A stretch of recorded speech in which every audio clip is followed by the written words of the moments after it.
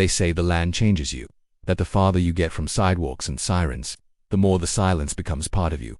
That's what I wanted when I moved back to my late wife's family ranch. Solitude, soil, and space. It was 50 acres of untamed grass, wind-worn fences, and oak trees older than our country. But more than that, it was peace. Or so I thought. Then came Karen. Karen Stover wasn't just the president of the Lakeview Ridge Estates HOA. She was the HOA clipboard queen, pastel menace, the kind of woman who sniffed for violations like a bloodhound in pearls. She ruled her manicured kingdom with a smile too wide and rules too vague. Trouble was her reach had grown bold. Our ranch technically sat outside her HOA's boundary by exactly 130 feet. That didn't stop Karen from trying to annex us into her suburban empire. She called it community integration. I called it a siege. First, it was a friendly letter taped to our mailbox to the Wallace family. We'd love to welcome you to the Lakeview Standards family. Please review the enclosed bylaw packet. Then came the packet, 72 pages of restrictions, expectations, and fees for things like fence tone compliance and equine odor mitigation. I tossed it in the fireplace. That's when things escalated. The following week, someone painted a bright orange X on our barn, likely at night. Eli spotted it first. Is that supposed to mean something? He asked. Eli, my 17-year-old son, had changed a lot since his mother passed. Taller, quieter. Most of the time, he preferred the company of animals to people, but he had laser focus. He spent hours behind the barn, drawing and releasing arrows in a rhythm that bordered on meditative. Archery became his sanctuary, our field, his cathedral. I scraped off the paint, told him not to worry. Karen, of course, denied everything. We just want to maintain harmony in the area, she said one afternoon, stepping right onto our land uninvited, wearing a lemon yellow blouse like it was armor. The red paint on your barn violates our visual palette, and your son's activities are ... concerning his activities. I echoed. I've seen the target range, a weaponized compound bow, correct? That's not appropriate in a residential adjacent zone. It's a ranch, I said flatly. She smiled like a serpent. Not for long, if the vote passes. That was the first time I felt the ground shift. Karen had petitioned the county to redraw the boundary line. If it passed, we'd fall under her HOA's control. She didn't just want us to follow her rules, she wanted our land, and she was rallying votes from neighboring homes with promises of safety and aesthetic unity. I tried to fight it the legal way, hired a zoning lawyer, printed out historic plats, even showed proof that our ranch predated the subdivision by a century. But Karen didn't care about history. She cared about control. Soon our mailbox vanished. Eli's horse trail signs were torn down, and at night industrial-grade floodlights blazed from Karen's property across the field, burning into our windows like searchlights from a prison tower. I called the sheriff, he shrugged. They're on her land. As long as they're not pointed directly into your house, it's a gray area. It's harassment, I argued. It's civil, he replied. You'll need to file through the county court. Karen knew exactly how far she could push. One night I found tire tracks near our chicken coop. Eli's bow, usually locked away, was on the porch beside his boots. He sat in the shadows, calm, waiting. She's watching us, he said. She walks the fence line at dusk. I looked at my son, this quiet kid who never caused anyone trouble, now gripping a bow with calloused fingers and eyes too tired for his age. Don't do anything stupid, I said. I won't, he replied. But I won't let her take this place either. I believed him, because there's something ancient that settles in your bones when you work the land. Something that doesn't bend to rules written in cul-de-sac. Karen thought she could pave over it with paperwork and property lines. She didn't understand where she was, and she didn't know who she was messing with, especially not Eli, because that boy wasn't just a ranch kid. He was an archer, and when the storm finally came, he wouldn't miss. It started with gravel shifting, not the wind, not the wildlife. Tires slow and deliberate crunching across the edge of our ranch road. I glanced at the clock, 2:04 a.m. Then came the lights, blue and red, strobing across the ceiling like a bad dream. Eli was already at the window before I reached the stairs. 3 SUVs, he said, his voice low but steady. And 2 other trucks by the barn, one of them's hers. Karen, I pulled on my boots and coat and stepped outside into the bitter silence of night. The high beams of police cruisers lit up the gravel like a crime scene. Behind them stood Karen, wrapped in a thick robe and holding her phone like a trophy. A sheriff's deputy stepped forward. His hand hovered near his holster, not aggressive, but alert. Mr. Wallace, we received a 911 call reporting stolen livestock, illegal weapons, and child endangerment involving a minor with access to high-powered archery gear. I blinked. You're kidding. He didn't flinch. We need to check the property. I turned to Karen, standing smugly under the cruiser's glare. Her face was pale with self-satisfaction, like she'd already won. You called the police. Over arrows? I asked. No, she said sweetly. I called because you've endangered the community. Your son has been seen firing deadly projectiles near our walking trails, and your animals are constantly crossing onto our HOA's perimeter. You're a public hazard. I stared at her. This land doesn't fall under your HOA. She pulled out a folded stack of papers. Pending jurisdictional review, the board has agreed to pursue annexation. This is a protective action. If you don't cooperate, I'll have your land red flagged for safety violations. Your board doesn't control county lines. Karen, the deputy cleared his throat. Regardless of boundary disputes, we have to respond to a 911 call. If the allegations prove false, that'll be dealt with later. But right now, I need your consent to search. I hesitated. Karen's eyes glittered like broken glass. She'd found her loophole, weaponizing emergency response to force entry onto our land. Behind the barn, I saw a silhouette shift, Eli bow in hand, quiet as breath. He moved between shadows like a ghost, already circling the perimeter. My blood boiled. Fine, I said, stepping aside. Search if you must. But we have nothing to hide. The deputy gave a nod, signaling his partner and 2 other officers to move toward the barn. That's when it happened. One of the figures near the pasture, not an officer, moved toward the chicken coop. He wore black tactical gear, no badge, no uniform, just heavy boots and a shoulder strap. Eli was faster. A sharp whistle sliced through the air, followed by a thunk, the sound of arrow piercing wood. Everyone turned. The intruder's walkie-talkie was pinned to the post beside him. The arrow sunk deep through the plastic, inches from his hand. Eli stepped out of the shadows. Another arrow already knocked. Step away from the livestock, he said, calm and clear. Next one goes into your tire. The man froze. The deputies drew their weapons but didn't aim. Karen screamed, he's attacking my security detail. The lead deputy turned on her. Security, what? I hired them to assist the inspection. They're licensed. Not with this department. They aren't, he growled. And not at 2 a.m. You're not authorized to bring armed civilians onto private property. He threatened him. No, I said, stepping between the chaos. My son warned him your man was trespassing and armed. We have livestock and miners on site. You brought unauthorized force onto our land. The deputy looked torn but not confused. He turned to the man still frozen by Eli's arrow. You're carrying? The man nodded, sidearm holstered. Then you're trespassing while armed and impersonating a lawful agent. You need to put that down now. 2 more officers moved in to detain him. Karen began to unravel. This is insane. He's a child with a weapon. No, ma'am, said the deputy. He's a minor defending his home, and your 911 call just became a false emergency report. You've interfered with an official investigation and escalated the civil matter into a criminal one. Karen's mouth fell open, but nothing came out. Eli slowly lowered his bow. I nodded once and he stepped back. The silence was deafening. Even the wind stopped to listen.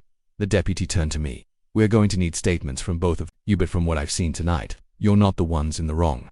Karen's hands trembled. The papers in her hand fluttered to the dirt like broken feathers. And just like that, the power shifted. She had come to conquer us under the cover of night, but she'd forgotten the darkness wasn't hers, it was ours. The sun rose with a new kind of quiet. Not the gentle calm we were used to, but a heavy, unsettled silence, the kind that lingers after something breaks. Karen was gone by dawn, hauled away in the back of a deputy's cruiser, barefoot in her designer slippers. Her security detail disarmed and detained for trespassing and impersonation. Eli and I gave our statements, simple and precise. We didn't embellish. We didn't need to. The facts were enough. By noon, word had spread through Lakeview Ridge like wildfire in dry brush. Residents whispered about the 2 a.m. ambush, though no one dared say Karen's name aloud at first. Some neighbors approached us cautiously, unsure where to stand. Others didn't bother hiding their relief. She's been threatening to fine me over my bird bath for a month, one man said, claimed it violated water use ordinances. I live on a well. She showed up at my door with a tape measure. Another woman muttered, said my porch was encroaching on communal airspace. It became clear Karen's crusade hadn't just targeted us. She'd been using the HOA as her personal weapon for years, issuing fake citations, bullying new families, twisting vague bylaws into threats. Our incident hadn't sparked the fire. It had exposed the rot. Still, the HOA board stayed silent for 3 full days. Then they came to the ranch. 3 members, all wearing nervous smiles and neutral colors, parked just outside our fence. They didn't try to cross without permission. That was a start. We'd like to speak, if that's all right, the vice president said, clutching a binder like a shield. I let them through. We want to formally state that what happened the other night was not authorized by the board, he said quickly. Karen acted alone. Did she? I asked. He hesitated. Well, we didn't know about the security detail, or the false police report, but you knew about the floodlights, the boundary petition, the fake fines. The other board members looked away. Yes, he admitted. We thought she was intense, but effective. Until now. Eli stood beside me, silent, watchful. The board offered apologies, promises to withdraw the annexation request, and assurances that Karen would be removed from her position pending emergency review. But I'd learned enough about HOA politics to know that apologies will win unless nailed down, so I showed them the folder, every forged fine, every threatening letter, a printed copy of Karen's annexation plan where she listed target properties like we were enemy territory, and most damning of all, a photo of the arrow lodged through the walkie-talkie on her hired man's vest. County's already got a full report, I said. But if your board wants to show good faith, you'll sign this. I handed over a cease and desist agreement. Legally binding, no future contact, no enforcement attempts, no further harassment ever. They signed it. And just like that, Karen's paper fortress began to fall. Over the next week, the changes came fast. Her name was scrubbed from every official letterhead, her access to HOA funds revoked. A formal vote scheduled for her permanent removal. More residents came forward, some with emails, others with recordings. A clearer picture formed. Karen had been manipulating HOA authority for years, targeting anyone she couldn't control. Eli didn't talk much about the night, but I could see it changed him. He moved with more certainty now, more weight in his step, not prideful, just centered. Like a bow drawn tight. And still, you okay? I asked one evening as we walked the fence line together. I was scared, he said honestly. When I saw those guys by the barn, I didn't know what they'd do, but you didn't flinch. I just thought, if I let them scare me once, they'd never stop. I nodded, heart swelling. You made them stop. The next morning, a sheriff's cruiser pulled up with a sealed envelope. Karen's formal charges. 3 misdemeanors, false emergency report, trespassing via proxy, and endangering minors. Not enough to land her in prison, but enough to strip her of credibility, power, and community standing. She didn't show up to the HOA vote, but her removal was unanimous. Lakeview Ridge, for the first time in years, had no precedent, and the ranch, it stood untouched. No lights, no letters, no threats. For the first time in months, I saw Eli fall asleep in the loft with the windows open, Bo resting beside him, breath soft and steady. Karen thought she could control this land with threats and paperwork. She'd forgot that some roots run deeper than her reach, and that some boys are born not just to aim but to stand their ground. Spring came early that year. The oaks budded faster, the air lost its bite by March, and our land felt different, lighter, like it had shaken something loose. Karen was gone, not just from Lakeview Ridge, but from the entire county. Rumor had it she'd sold her home at a loss and moved in with her sister 2 towns over. No formal farewell, no last threats, not even a curtain twitch goodbye. Just silence, and silence, for once, felt earned. The HOA board, what was left of it, stayed quiet too. A new interim president was appointed, one who kept his distance and sent a polite letter confirming what we already knew. Our property was not, and would never be, part of the HOA. They agreed to install a permanent boundary marker, a small, wooden post near the trailhead that read, "Private ranch property. Respect the line." It wasn't much, but it was enough. Eli helped carve it. His initials are etched into the back, small and neat. He'd changed to not outwardly. He still wore flannel and mud-caked boots, still spent hours tending the horses and practicing on the range, but something inside him had solidified. A quiet confidence, a core that no longer wavered.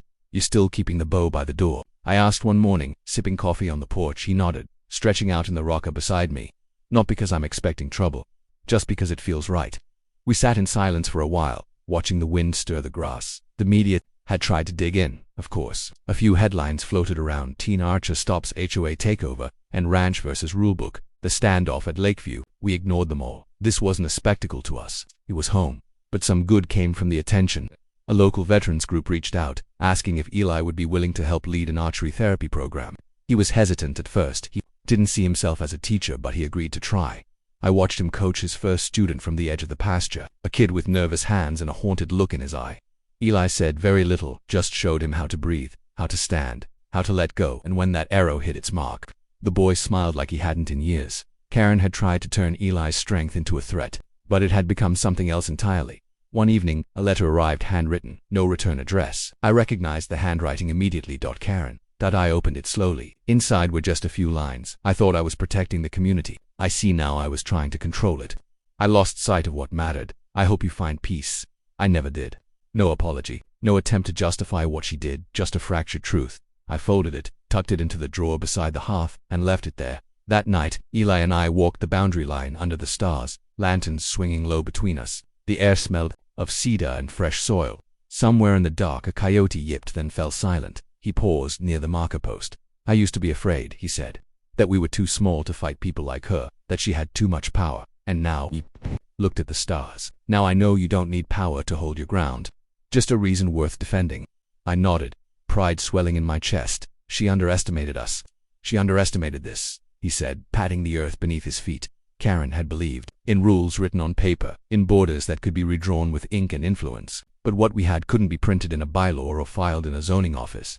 It was legacy grit, the kind of permanence no HOA could touch. In the end, she didn't just lose a power struggle, she lost the fight for the very soul of the land. We kept the floodlight Karen installed, turned it into a garden fixture near the barn, a reminder, not of fear, but of resistance.